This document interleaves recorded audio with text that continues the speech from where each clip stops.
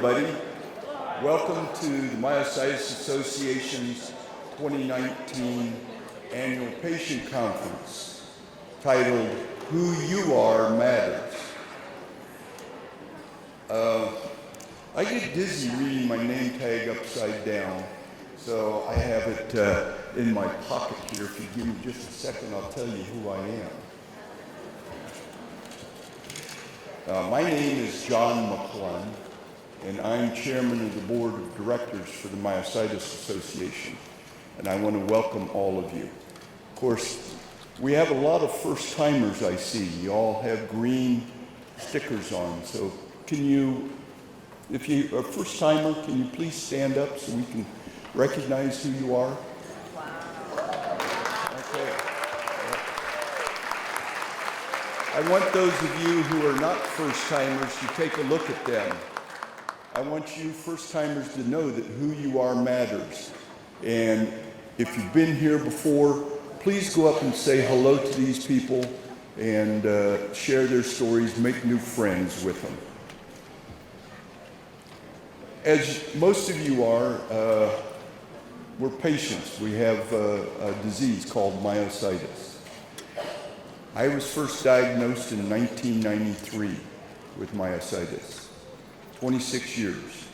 That's the same year that Betty Curry, who had inclusion body myositis, met with about a dozen other patients that she got their names from Johns Hopkins, and that organization that she started has grown into what we have today, the Myositis Organization, Myositis Association.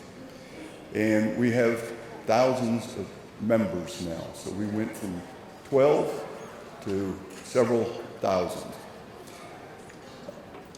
I attended during that period of time from 1993 until 2010. I wasn't a member of TMA, but I did attend what's called KITS, Keep in Touch groups, and we call them our support groups. So I did attend some of those, and then in 2010, I joined the Myositis Association and attended my first conference in 2015.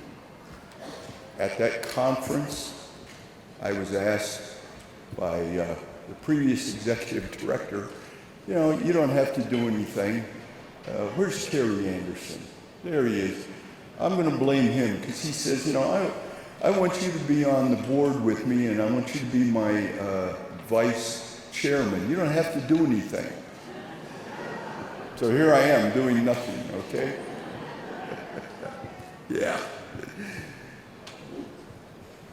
You know, if you see other members of the board, we all have a black sticker on our name tags. Please come up and talk to us if you're interested in being on the board of directors. There's no requirement except you want to serve people with myositis. You know, I decided to do it because I wanted to make TMA better tomorrow than it was today. And if you had that desire, please see one of us and join the board. Well, we're here in Minnesota, the home of Senator Amy Klobuchar, who most of you may know is on the campaign trail and back in Washington doing work right now. And she is the co-chairman of the Rare Disease Caucus in the Senate.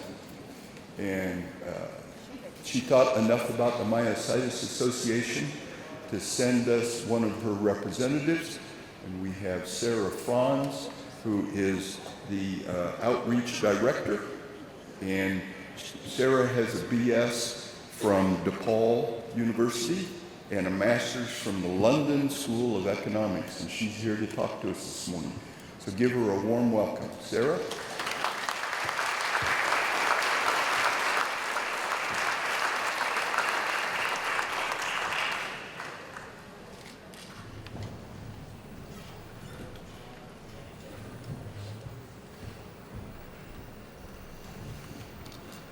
Thank you so much for that kind introduction, and welcome to Minnesota.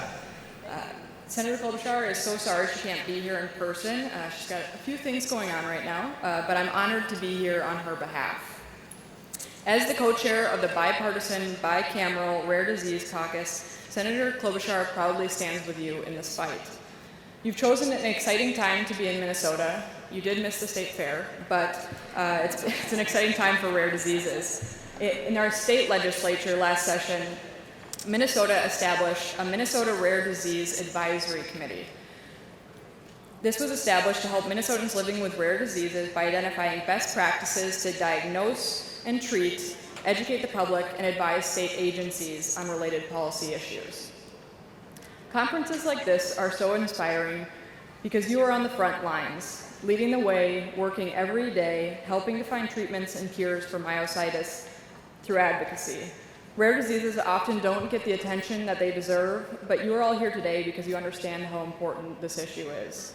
As you know, there are nearly 7,000 known rare diseases, affecting 1 in 10 Americans. That's about 30 million people, roughly half of which are children.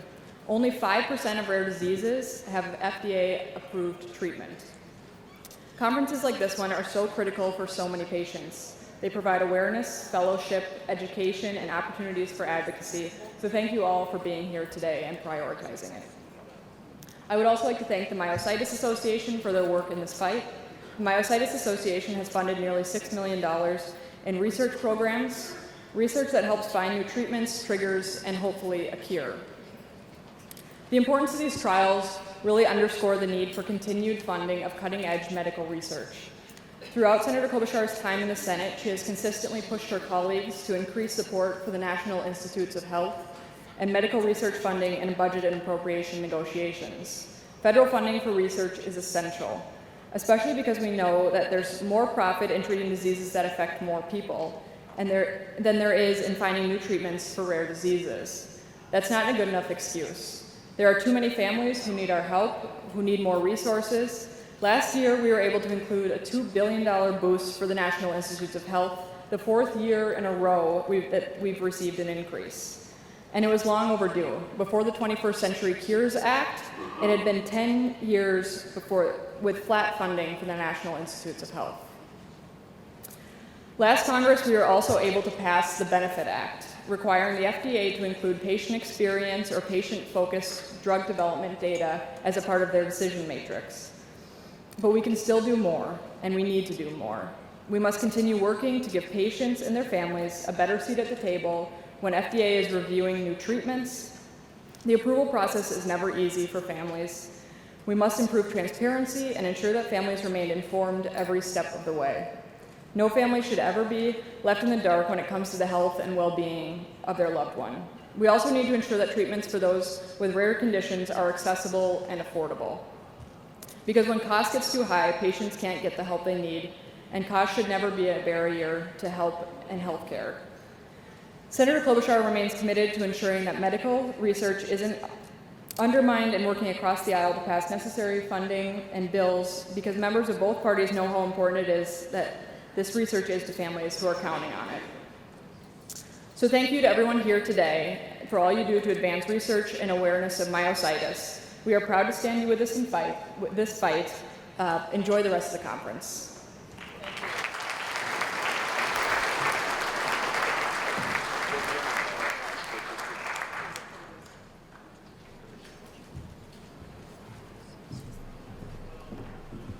Terrific. Sarah, thank you so very much. We're honored to have you here today at this year's conference and to welcome everybody to Minnesota. We thank you for the extraordinary work that you are doing and that Senator Klobuchar is doing on behalf of people nationwide living with rare diseases. As a small token of our appreciation, we'd like to give you a Rare Stripes t-shirt for you and to enjoy. Thank you so much for being with us.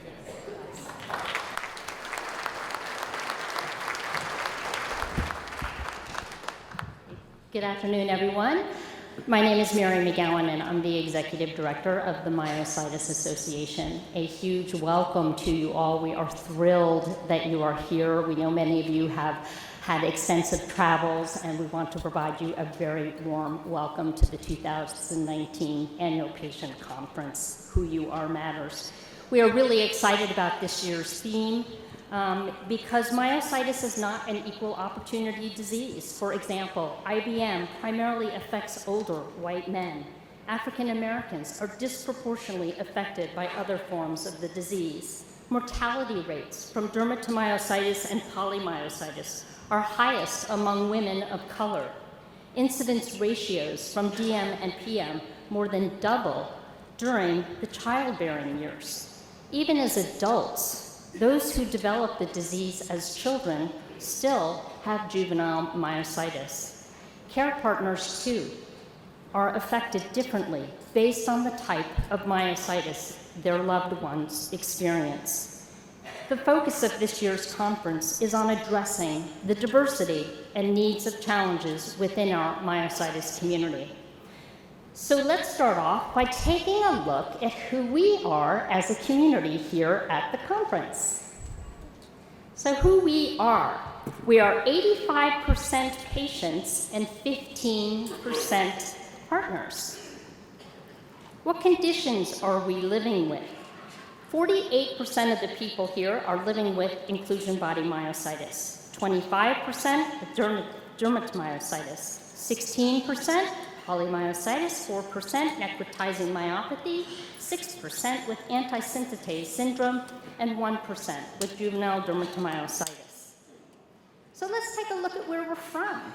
We have traveled from 37 states across the United States, Ontario, Canada, and as far away as Macedonia, Ireland, and even Abu Dhabi to share this wonderful experience. So here's a little bit about the conference I wanted to share with you. As of last week, we had 480 conference registrants. We know that there have been many on-site registrations, so we have approximately 500 people here. We, of course, have our new theme. We have 96 sessions from you all to choose from. We have 75 speakers who have traveled to be here with you and to present the latest on myositis. We have 17 completely new sessions to offer you this year. And interestingly enough, this year we did a webinar to have a sneak preview at the conference, and we had 400 people view that webinar, and we plan on doing that again next year. So some of the new sessions at the conference, we have a panel on how to deal with insurance denials with national experts from leading advocacy organizations. We have a panel on insight on how to deal with challenges in gaining access to specialty pharmacy medications. We have national experts in mental health to provide guidance in coping with the psychosocial challenges of myositis. And we have a special session during lunch with Target Corporation. Many of you may know Target is headquartered here in Minneapolis, on adaptive and sensory-friendly clothing. And this is just a few of the many new sessions that we have that you can choose from at this year's conference. Other things in terms of what to expect: making lifelong friendships and learning from others with similar experiences. Also, an opportunity to hear from and to speak with the world's leading experts in myositis. We have our Global Myositis Advisory Board who's going to be here and presenting. And please be sure to ask them questions and hear the latest on research. It's also an opportunity to engage and hear from TMA's corporate partners and the conference sponsors. The corporate sponsors and exhibitors are organizations that are fully committed to the Myositis Association and to those living with myositis. Be sure to stop by and visit with our exhibitors to learn more, and don't forget to have them fill out your exhibitor card for the drawing for the $25 gift card. Don't forget to bid on our amazing silent auction items as well. We have wonderful handmade quilts, trips, and even a signed guitar from the one and only Peter Frampton. So be sure to check out our silent auction items. So now I wanted to fast forward and give you a little bit of a review of the Myositis Association's accomplishments and your accomplishments working together on the fight against myositis. I want to start out by thanking our support group leaders. We have had 25 support group meetings this year. We had 7 groups that were attended by TMA staff. We welcomed 9 new support group leaders And we had a 12-member patient advisory council for women of color and myositis campaign. I want to just take a moment and give a big round of applause to our support group leaders who are working in their local communities to support patients and care partners living with myositis.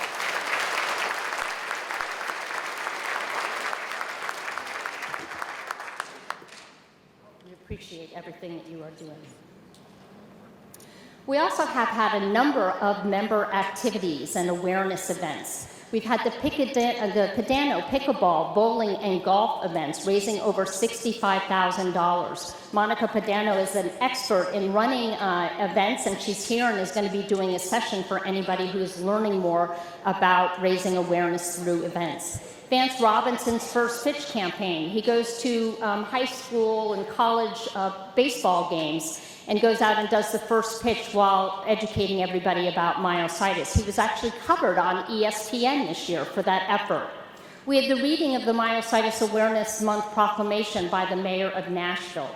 Our Southwest Florida Awareness Symposium for local physical therapists and occupational therapists, where over 60 therapists got their CEU credits. We have many TMA campaigns going on, the 50 Shades of Blue, Marv for Myositis, Viking for Myositis Awareness and Funding, and our forthcoming event in October that's going to be the 10th annual Walk and Roll event. So thank you to everybody who's doing extraordinary work to help raise awareness in your communities and at the same time raising funds for research and other initiatives.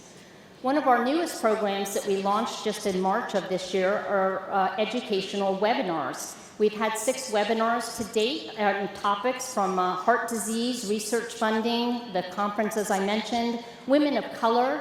We had a great webinar just last month with the FDA who reported on their drug development and also on reproductive health. Overall, amazing. We've had just under 2,000 views of these webinars. If you've missed any of these and you're interested in looking at them, they are recorded and they live on our website. We had a very active and successful Myositis Awareness Month this year. We had 13 in-person support groups. I mentioned the CEU accredited program. We had a guide that we created that was downloaded 300 times roughly, and the mayor I talked about in Nashville, and our website increased by about 24%. One of the most interesting things that we did in Myositis Awareness Month was our national campaign on women of color and myositis. This was an extraordinarily successful campaign. We actually had 11 published articles as a result of creating this. We had a podcast, a live radio interview, and a reach of over 5 million people. You can see the numbers there with the impressions on Facebook of 40,000 and other numbers in the social media.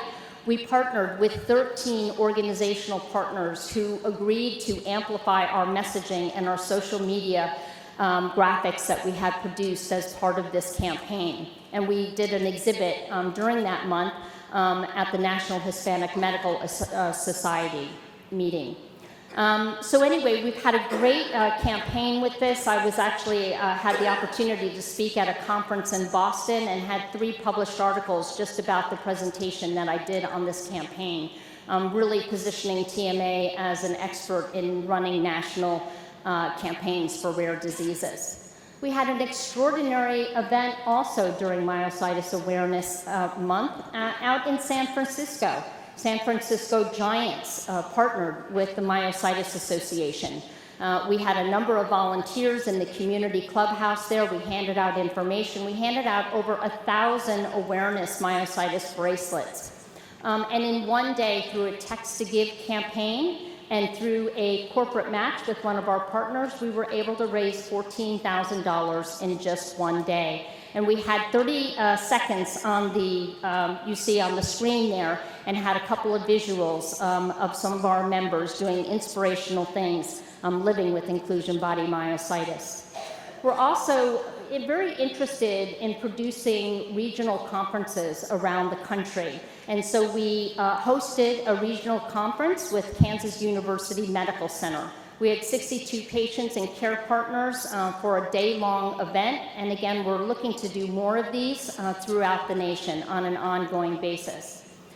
TMA has been very active on Capitol Hill to date. Since January, we've joined 8 advocacy coalitions. We've attended 4 Hill briefings on rare disease issues. We've attended FDA, both their annual meeting as well as a hearing on rare diseases. We participated with many of our TMA members in Rare Disease Day on Capitol Hill, and we signed on to 4 advocacy letters regarding access to care and pricing of medications. We're going to continue on these efforts. As you may know, TMA is located in Alexandria, Virginia, which is roughly about 8 miles from Capitol Hill. We've had the opportunity, and this is a big focus of mine, is to speak more nationally and internationally. I had the opportunity to speak at the Global Conference on Myositis in Berlin.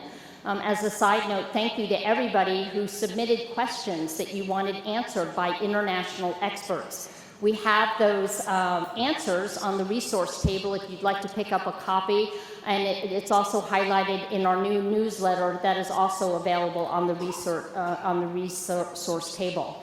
But we also spoke at the Rare Disease Innovative Partnership Summit in Boston. We had a fantastic opportunity to go to Milan, Italy, to be part of the Global Skin Conference there.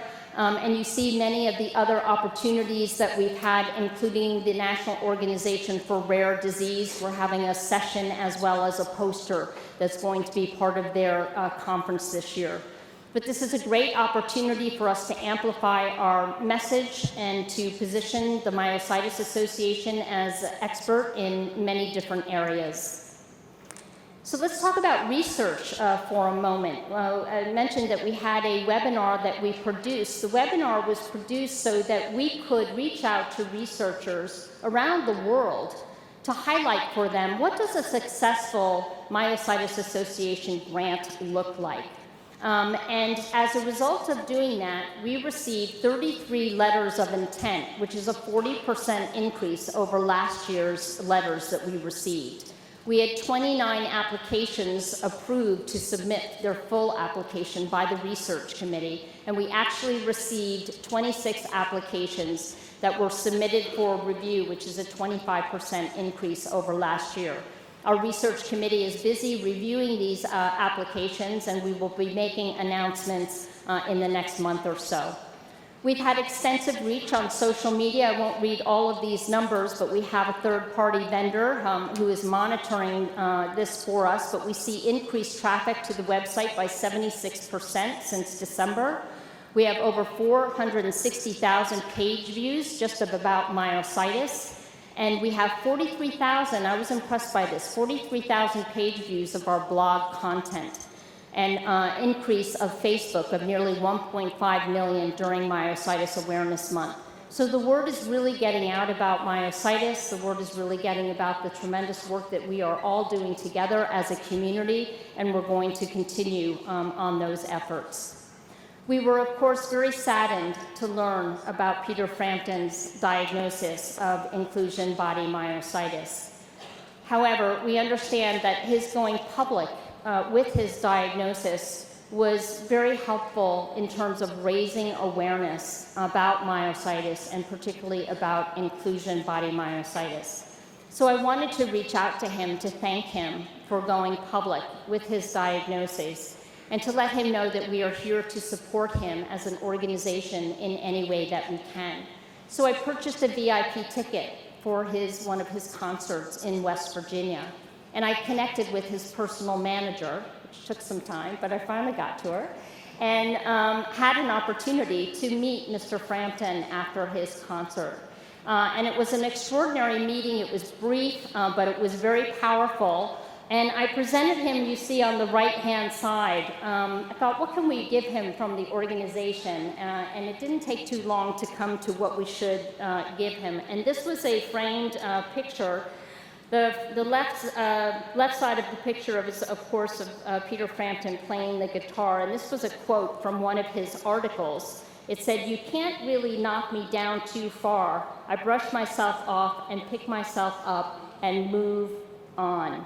And then we have John and Bonnie, who rode their bikes across the country on this tandem bike. And the saying there says, "My soulmate joined me in my mission to spread myositis awareness across America." Then we have Terry and Bitsy, who are walking and rolling for 10 years to raise money for myositis research. And Chris Doder, and the quote here is, taking awareness for myositis research to new heights, one step at a time, as he climbed Matapucci. Is that the name? Matapucci, thank you. So anyway, we wanted to present this to Mr. Frampton because these are inspirational stories of our community, and engage him in the inspirational story that he is providing to our nation by continuing to do what he loves most in his final tour as he goes around the United States educating people. So that was kind of a quick overview of what we are doing collectively together in the Myositis Association since January, and I thought you might be interested in hearing and learning a little bit about that as we kick off the 2019 Annual Patient Conference. So I have a couple of housekeeping items that I wanted to share with you. First of all, I really want to extend our sincere thanks and appreciation to Mallinckrodt Pharmaceuticals, who is our platinum sponsor, for their very generous support for this year's annual patient conference. I'd also like to thank all of our other sponsors for making this year's conference possible. As you all know, as a nonprofit organization, we cannot do the important work that we are doing without support of our partners. So a huge round of applause and thank you to our sponsors.